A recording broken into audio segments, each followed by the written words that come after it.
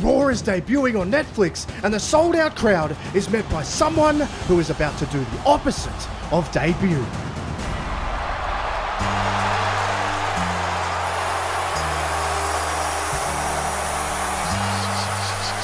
It's John Cena kicking off the farewell tour, but he wants to do it in style by wrestling his first match for 2025, and he opens it up to the whole roster.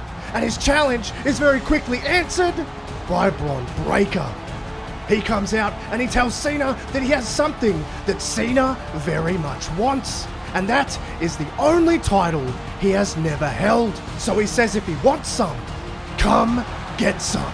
And Cena is excited. He's going to get a crack at the Intercontinental Championship on night one of the farewell tour. Until, boom, Breaker spears him out of his boots, and then he screams in Cena's face while he's battering him. We will do this when I want. This is my time. Your time is up.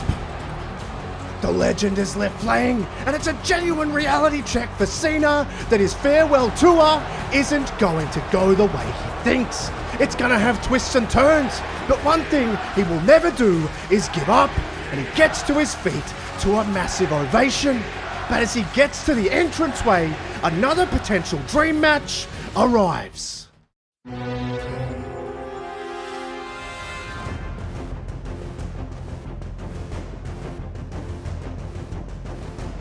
It's tense, and a glimpse into the future without question. Could a Grand Slam, or number 17, or perhaps both, be in his future? We'll have to wait and see. However, a match that actually is set for tonight is Roman Reigns versus Solo Sikoa in the main event. And it will be tribal combat. But as Solo is entering the building, a brawl has broken out, and it's Kevin Owens who has dragged Cody Rhodes all the way from his bus, all the way through the car park. He was scheduled to have a sit down with Michael Cole, but instead he's catching a beating. And as he gets out to the arena, Nick Aldis bursts out to try and stop Kevin Owens, but Owens ends up stunning him, which is the last straw for Triple H, who comes storming out once again, just like Saturday night's main event. And he is right in Owens' face, but Owens is out of control and headbutts the game, and the crowd look on in disbelief as now Owens picks up Triple H and takes him towards the ring. He throws him in, and now Triple H is in grave danger because Kevin Owens has that look in his eyes.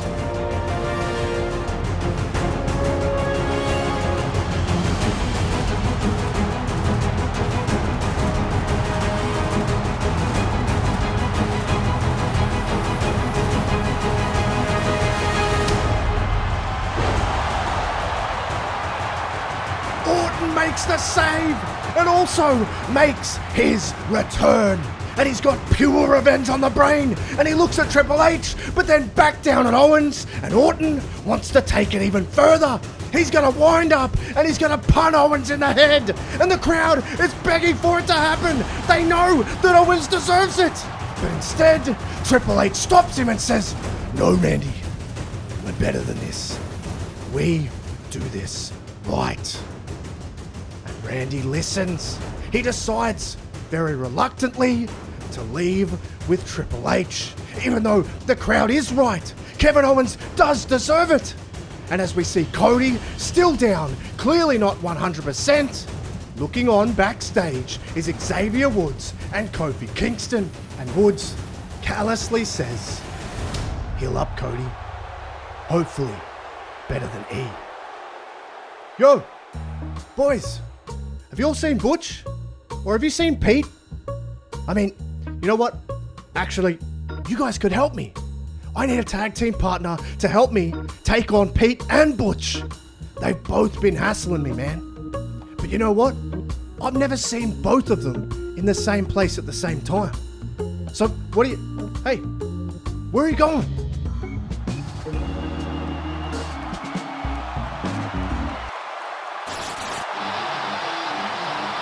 It's time for the grudge match of all grudge matches, and Seth Rollins comes out in spectacular fashion as usual, but this time, before the crowd even gets the chance to sing his name, the brawl erupts because Punk catches him from behind, and as the bell rings, it becomes very apparent that this isn't a wrestling match, it's a straight up fight, and the crowd loves every second of it. But very quickly, Punk is busted open, and Rollins now not only smells blood, but now it's all over Punk's face, and this fires them both up even more. Seth wants to end Punk completely and show him that he's more than just some fanboy, but Punk is as gritty as they come, and he channels the same CM Punk that defeated Drew McIntyre inside Hell in a Cell. And we see Punk and Rollins exchanging shots. It's a complete battle of attrition, but the strike-off has made Punk's cut so much worse. It's brutal, and the referee now has to intervene. But as he's trying to tell Seth to get back, and he's trying to check on Punk, Punk fights past him and nails a GTS on Rollins, and the impact takes Rollins out of the ring. But Punk is then stopped by the referee from going out to capitalize, and he is livid. They argue back and forth, and the referee has no choice but to call the stoppage. He has to stop the match because of Punk's cut, and he is furious. He can't believe it. The decision is backed up by the doctor at ringside, but Punk isn't having it. He throws the referee out of the ring and goes after Seth anyway, and they brawl at ringside, but then all the way up onto the ramp, where they are eventually separated by security, and Punk, with a full crimson mask, makes it very clear that this is far from over. But the controversy doesn't end there, because backstage we see Bianca Belair, and she has some news regarding Jade Cargill's attacker. And she wants the entire world who is watching on Netflix right now to hear it. But that is all going down later, because right now it's time to find out who will be the first ever Women's Intercontinental Champion, as Io Sky, who replaced her teammate Kairi Sane, takes on Lyra Valkyria in an in-ring masterclass. Both women can go with the best of them, and it's a perfect representation of what this title is going to be. And in the closing stages, Lyra picks up Io, looking for Nightwing, but she slips out the back and nails a devastating Poison Rana. The crowd is on their feet, and Io is now on the top rope. And she leaps off for a moonsault, but as she lands, Valkyria caught her in a triangle choke. And Io is in massive trouble, and she's fading fast. She needs to do something desperately, and she does. She rolls over the top of Lyra, hooking both legs, and she ekes out the win, which lands her the first ever Women's Intercontinental Championship. It's a monumental moment, and the very woman she replaced in the tournament, Kairi Sane, hands her the title in a very touching and feel-good moment. But what we do know is the main event certainly won't have that feel-good factor. Wise man, are they here? Yes, my tribal chief. Okay. Tell them to be ready. For him. Yes, my tribal chief. Call Jey Uso. Heyman looks concerned. He knows exactly what is on the line, and who is Roman needing to be ready for. Well, we'll find out later, but the WWE is getting ready for someone else.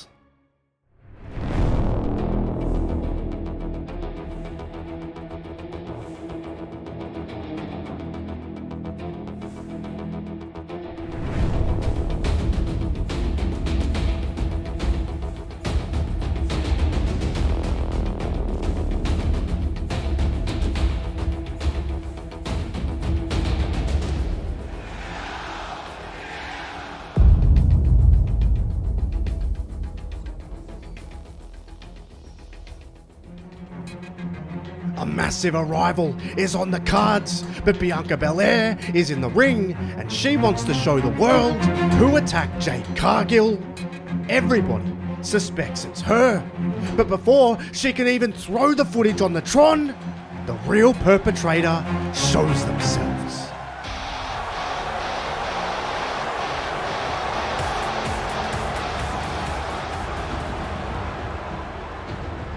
There's no need to show it, Bianca. You want to tell the world who did it? You want the spotlight? Not a chance. This is my moment. Because I'm back, and I'm back to break everyone.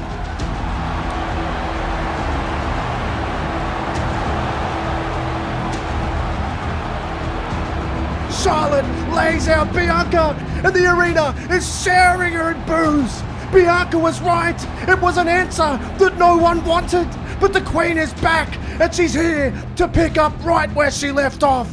And that is total domination of the division. She's successfully now taken out 2 of the top women in it. But that isn't the only power struggle that needs to be settled, because up next, it's 2 men who have fought over the power of the Judgment Day. However, as Priest gets to the ring ready for war, he's greeted with a very pissed off Finn Balor. Balor has been pushed right to the edge by Damien, and he looks extremely close to snapping, and he's taking it out on his Judgment Day brothers and sisters. But as the match gets underway, Damien realizes that Finn is as tenacious as they come, and he knows he's going to need to go to depths he's never experienced. And you really feel the history between them. But that history, of course, isn't just between them, because then we see Dominic, Carlito, and JD come down to ringside. But as Carlito and JD advance towards the ring, they get stopped by Dominic.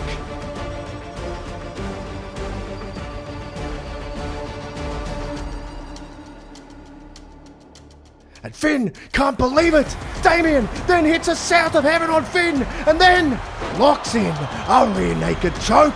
And as he's desperately in trouble, Judgment Day just watch as Finn goes to sleep. It's very poetic after Finn watched Damien go to sleep and lose his championship to Gunther. And now his own group watches his demise.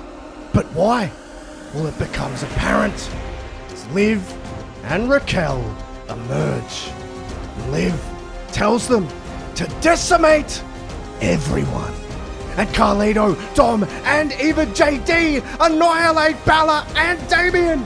JD clearly blames Finn for causing all of the issues and losing the tag team titles. And Dom has been belittled by Finn and he lays the boots in. And Carlito was never truly accepted by Damien, so he gets his in as well. Liv seems to have orchestrated the entire thing. She has an issue of her own. Ripley is here, and they're scheduled to have their world title match up next. And Rhea is on a tear. She smashes Raquel with a kendo stick, wiping her out of commission, all while Liv rushes back towards the ring. But Rhea is on the hunt, trying to save her Terror twin Damien as well. And she picks off every single member of Judgment Day with that very same kendo stick. And Finn, looking like he's getting rather demonic, retreats. And Damien as well, but not before thanking Rhea and telling her to get her title back. Which is what she can now set about doing, considering all of the distractions are now down and out, and it's finally 1-on-1. And this match is the best of them all. True hatred, true spite, and both women absolutely tear shreds off each other. And they both target each other's weakness, the shoulders, where it all started. And it's a matter of who can come up with the most sadistic way of hurting their opponent, which after Rhea is flung into the referee, will be Liv, because she takes the chance to grab the now infamous steel chair, the weapon of choice for both to inflict maximum damage on the other. But as Liv slides the chair into the ring, there's a foot on it, and Liv slides in the ring to the stark realization that Rhea is going nowhere. But Liv still tries for an oblivion, but Rhea catches her, and Liv has another stark realization that there is no one left to help. It's yet another poetic Judgment Day moment, and Rhea Ripley reclaims the title that was robbed from her, and once again can be called world champion, and shows that Mommy is always on top. But Rhea Ripley isn't the only one looking to regain something that was taken as we reach the main event, where it's tribal combat.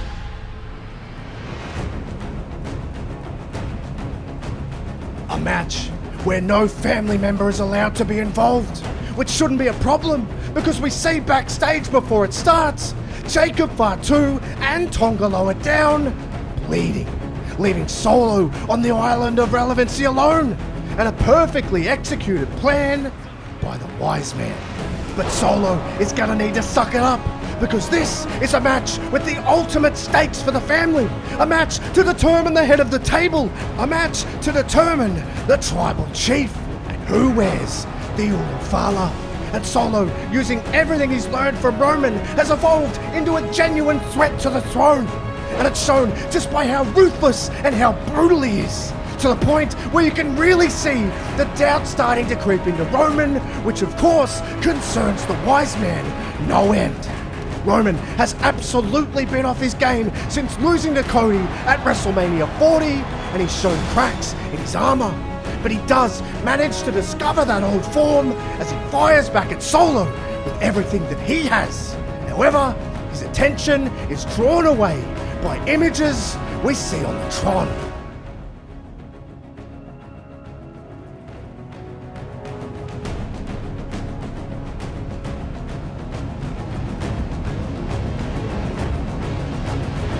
Paul, I thought you said you were ready for him. Roman is clearly concerned, but can't hang around worrying because Solo is now all over him again. But Roman, even though cautious, is able to nail Solo with a Superman punch. Now he goes to the corner.